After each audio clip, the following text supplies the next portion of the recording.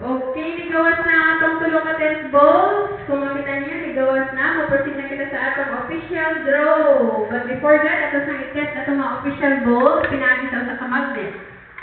Ang Amelia na ay magnet yung paghawaidan. So, atong i-test ang atong magnet no, nipilit ang screw sa magnet. Ma'am, proceed sa atong official ball number 1. Parehong pag-test sa magnet. Nipilit, wala. Ang ball number 2, Wala. wala. Ang ball number 3, Wala. wala. So, kini nagpamatulog nga pure plastic atong paggagamitan nga bula sa atong official draw. Now, mga Amelia, parehong pag-load sa atong official ball number 1 sa chamber number 1. Ball number 2 sa chamber number 2, o ball number 3 sa chamber number 3. Okay, before we proceed, atong pananghilin ng atong PCSO supervisor, Ma'am Flor, mag-proceed na tayo sa atong official draw. Okay, so mga Amelia, pwede yung pag-press itong start button. O ang release button.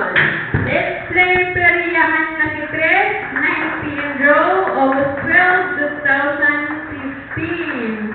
In few seconds, ito lang yung masayra ng ato ang official results karong gabi na.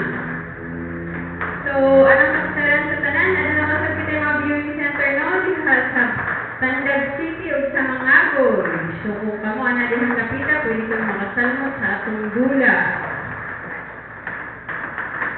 So, sa matag 10 pesos ninyo mataya, mahal ko makadawag 5 pesos. Kung daghan ang meron inyong ng paliton, nakausap ko yung chances nga makadaog. Okay, na ang atong official result. Mga Amelia, pareho pagbasa sa atong first winning number. 9. Number 9. Ang atong second winning number. 0. Number 0.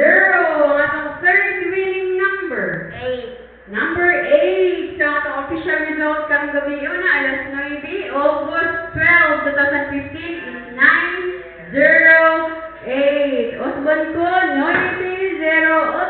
Sa mga nakadaog, congratulations.